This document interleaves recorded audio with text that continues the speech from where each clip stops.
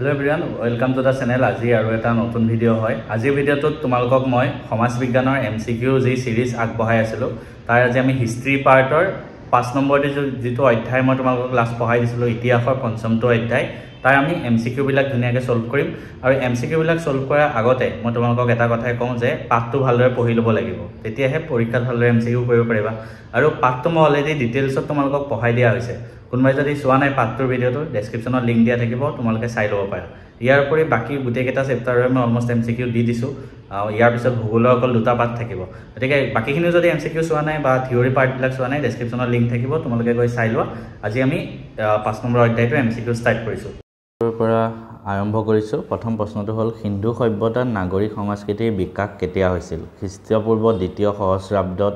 তৃতীয় সহস্ৰাব্দত চতুৰ্থ নে পঞ্চম কোনটো খ্ৰীষ্টপূৰ্ব সহস্ৰাব্দত হৈছিল ইয়াৰ উত্তৰটো হ'ব এনসাৰ সি খ্ৰীষ্টপূৰ্ব চতুৰ্থ সহস্ৰাব্দত হিন্দু সভ্যতাৰ নাগৰিক সংস্কৃতিৰ বিকাশ হৈছিল নেক্সট প্ৰশ্নটো আছে হিন্দু সভ্যতাৰ ঘাই নিৰ্মাতাসকল কোন আছিল আৰ্যসকল অস্তিকসকল দ্ৰাবিড় নে ইংৰাজ কোন আছিল ইয়াৰ উত্তৰটো হ'ব দ্ৰাবিড়সকল হিন্দু সভ্যতাৰ ঘাই নিৰ্মাতা আছিল দ্ৰাবিড়সকল নেক্সট প্ৰশ্নটো হ'ল হিন্দু সভ্যতাৰ পতন ঘটে হিন্দু সভ্যতাৰ পতন কেতিয়া ঘটিছিল আনুমানিক খ্ৰীষ্টপূৰ্ব 1500 হিন্দু সভ্যতাৰ পতন ঘটিছিল পৃথিৱীৰ প্ৰাচীনতম লিখিত ধৰ্মগ্ৰন্থ কি মানে আটাইতকৈ পুৰণা পৃথিৱীৰ আটাইতকৈ পুৰণা লিখিত ধৰ্মগ্ৰন্থ কি এটো হ'ল ঋগবেদ সংহিতা এনসাৰটো হ'ব ঋগবেদ সংহিতা পৃথিৱীৰ আটাইতকৈ পুৰণা ধৰ্মগ্ৰন্থ লিখিত জন্তু নেক্সট প্ৰশ্নটো হ'ল সমগ্ৰ ভাৰতবৰ্ষত আৰ্য সংস্কৃতিৰ বিকাশ কেতিয়া হৈছিল প্ৰথম শতিকাৰ ভিতৰত খ্ৰীষ্টপূৰ্ব নে দ্বিতীয় তৃতীয় নে চতুৰ্থ ইয়াৰ উত্তৰটো হ'ব খ্ৰীষ্টপূৰ্ব চতুৰ্থ শতিকাৰ ভিতৰত সমগ্ৰ ভাৰতত আৰ্য সংস্কৃতিৰ বিস্তাৰ হৈছিল এটা বস্তু তোমালোকে মনত কৰিবা আমি হিন্দু সভ্যতাৰ নাগৰিক সংস্কৃতিৰ বিকাশো খ্ৰীষ্টপূৰ্ব চতুৰ্থ সহস্ৰাব্দতে হৈছিল দুইটাতে চতুৰ্থ শব্দটো সোমাইছে সো আৰ্য সংস্কৃতিও খ্ৰীষ্টপূৰ্ব চতুৰ্থ শতিকাত এটা অলমোস্ট চতুৰ্থ শব্দটো দুইটাতে সোমাই আছে গতিকে এটো বস্তু মনত ৰাখিবা তেনেকৈ বস্তুবিলাক সহজকৈ মনত ৰাখিবা ভাৰতীয় সংবিধানত ৰাজ্যভিত্তিকভাৱে তালিকাবদ্ধ কৰা অনুসূচিত জনজাতিৰ সংখ্যা কিমান ঠিক আছে এটো উত্তৰ হ'ব 705টা 2001 চনৰ লোকপিয়ল অনুযায়ী ভাৰতত বিবেচনাপূৰ্বকভাৱে মাতৃভাষা বুলি ক'ব পৰা প্ৰচলিত ভাষা কেইটা আছে ইয়াৰ উত্তৰ হ'ব 1013টা নেক্সট প্ৰশ্নটো হ'ল যে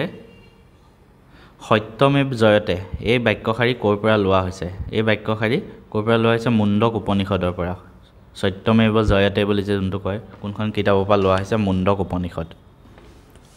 ঠিক তেনেকৈ আৰু এটা প্ৰশ্ন পালোঁ ভাৰতীয় সংবিধানত চৰকাৰী ভাষা হিচাপে কেইটা ভাষাক স্বীকৃতি প্ৰদান কৰা হৈছে মানে চৰকাৰী ভাষা হিচাপে উত্তৰটো হ'ব 22টা এটো মনত ৰাখিবা এটো ইম্পৰ্টেণ্ট হয় হা 22টা ভাষা আছে ঠিক তেনেকৈ অলপ আগত আমি যোনটো পঢ়িলো কি সত্যমেৱ জয়তে ক'ৰ পৰা লোৱা হৈছে মুণ্ডক উপনিষদ ঠিক তেনেকৈ জননী জন্মভূমিস্য স্বৰ্গাদপি গৰীয়সী এই বাক্যশাৰী ক'ত আছে ৰামায়ণত আছে মনত ৰাখিবা ৰামায়ণত আছে কি জননী জন্মভূমিস্য স্বৰ্গাদপি গৰীয়সী নেক্সট আছে বসুধৈৱ কুটুম্বকম এই বাক্যশাৰী ক'ত আছিলে এই বাক্যশাৰী আছিলে মহোপনিষদত তো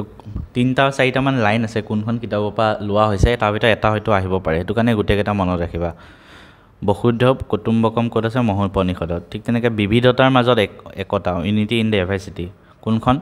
গ্ৰন্থত আছিলে ভাৰত সম্ভেদ ঠিক আছে ভাৰত সম্ভেদ এই গ্ৰন্থখন ৰচনা কোনে কৰিছিল মনত ৰাখিবা জৱাহৰলাল নেহেৰু পিছৰ প্ৰশ্নটোতে আছে ভাৰত সম্ভেদ ডিস্কভাৰী অফ ইণ্ডিয়া কোনে ৰচনা কৰিছিলে পণ্ডিত জৱাহৰলাল নেহেৰুৱে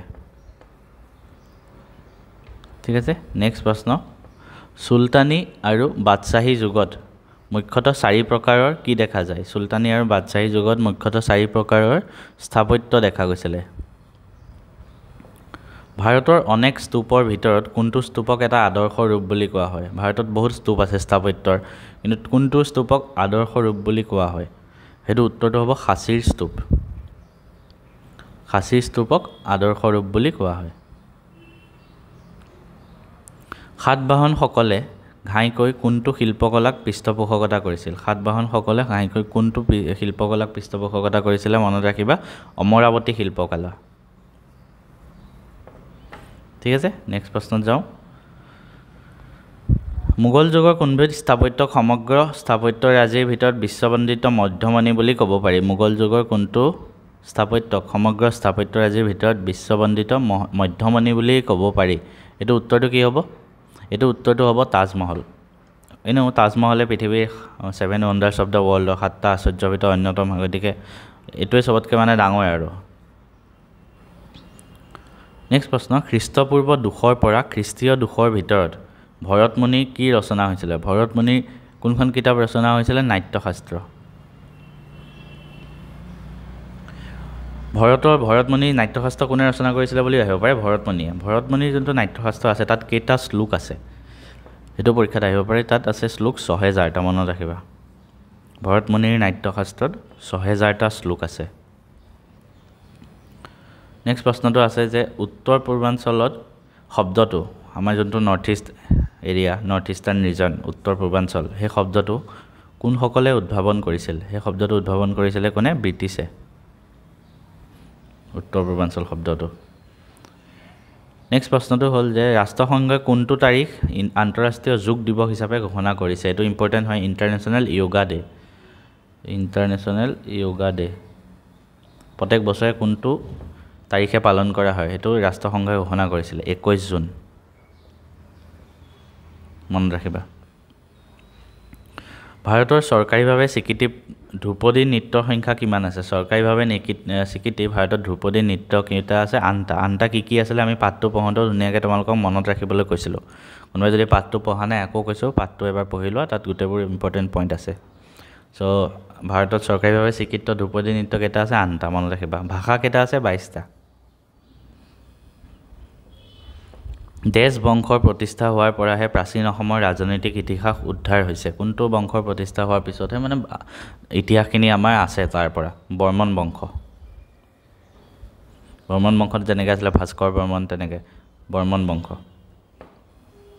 মেঘালয়ৰ খাচীয়া যিসকল লোক শ্বিলঙৰ মেঘালয়ৰ খাচীয়া লোকসকল থাকে তাত কোনটো গোষ্ঠীৰ লোক বুলি সুধিছে তেওঁলোক অষ্ট্ৰিক গোষ্ঠীৰ লোক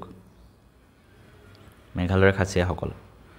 নাগালেণ্ডত হৰ্ণবিল উৎসৱ পালন কৰা হয় এইটো মই তোমালোকক কৈছিলোঁ যে নাগালেণ্ডত পালন কৰা হয় হৰ্ণবিল 1 ডিচেম্বৰৰ পৰা 10 ডিচেম্বৰলৈকে প্ৰত্যেক বছৰে পালন কৰা হয় ডিচেম্বৰ মাহৰ প্ৰথম 10টা দিনত মিজো শব্দৰ অৰ্থ কি মিজো শব্দৰ অৰ্থ হ'ল পাহাৰৰ বাসিন্দা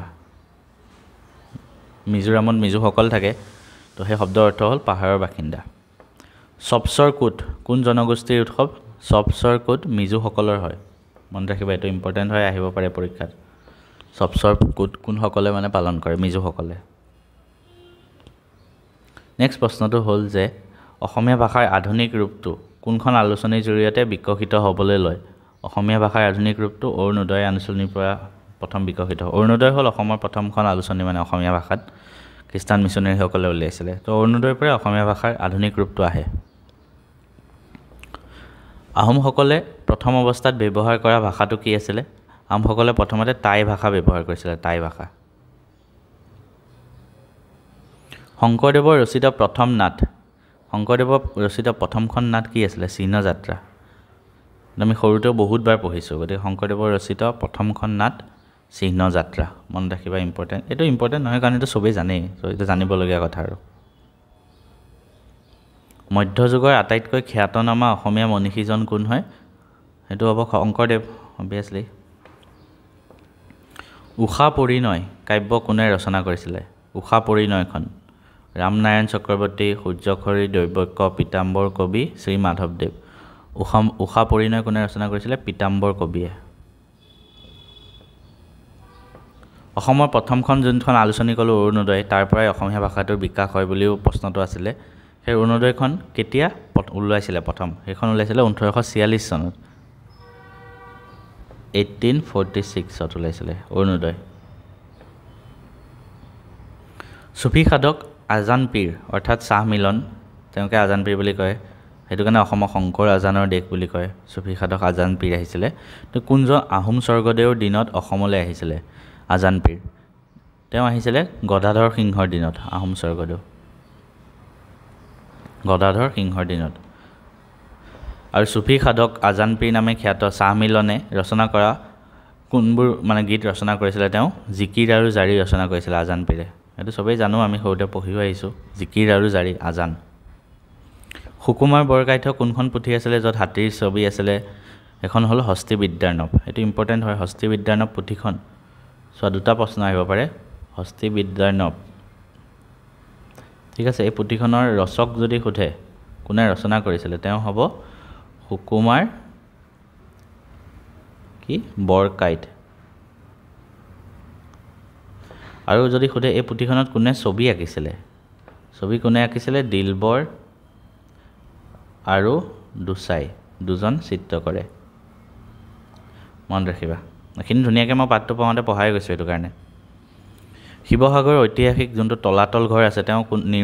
নিৰ্মাণ আৰম্ভ কোনে কৰিছিলে নিৰ্মাণ আৰম্ভ কৰিছিলে ৰুদ্ৰসিংহই স্বৰ্গদেউ ৰুদ্ৰসিংহই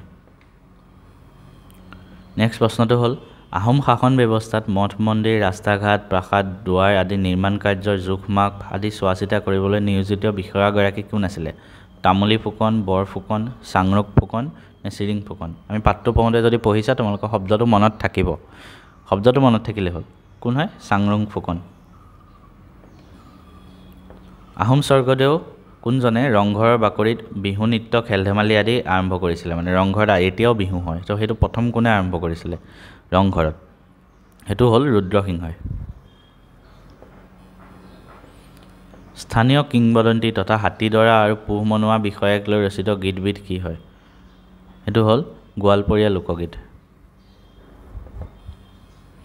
মনসা দেৱীৰ তুষ্টিৰ বাবে গোৱা গীতেৰে কি ওজাপালি মানে ওজাপালি দুটা ভাগ আছিলে ন ব্যাসৰ ওজা আৰু সুকন্নানী ওজা মনসা দেৱীৰ কাৰণে কোনটো ওজা গায় সুকন্নানী ওজা আমি পাঠটো পঢ়াওঁতে ধুনীয়াকৈ ডিটেইলছত পঢ়াই গৈছোঁ সেইটো কাৰণে মই বেছিকৈ ইয়াত ডিটেইলছ কৈ থকা নাই আৰু কাৰণ পাঠত আমি অলৰেডি পঢ়াই দিছোঁ সংগীত নাটক একাডেমীৰে সন্মানিত হোৱা ওজাপালি দুগৰাকী শিল্পী আমি পাঠত পাইছিলোঁ ওজাপালি দুগৰাকী শিল্পী কোন আছিলে ললিত চন্দ্ৰ নাথ আৰু কিনাৰাম নাথ লোকসংগীতত অৱদান আগবঢ়োৱাৰ বাবে পদ্মশ্ৰী বঁটা লাভ কৰা আমাৰ শিল্পী কোন আছিলে প্ৰতিমা পাণ্ডে বৰুৱা গোৱালপৰীয়া লোকগীতৰ বাবে তেওঁ বিখ্যাত হয় প্ৰতিমা পাণ্ডে বৰুৱা পদ্মশ্ৰী পাইছিলে তো ইমানখিনি আছিলে MCQ নেক্সট আমি বাকী জিঅ'গ্ৰাফিৰ দুটা পাঠ বাকী আছে পুৰা কমপ্লিট কৰিম আৰু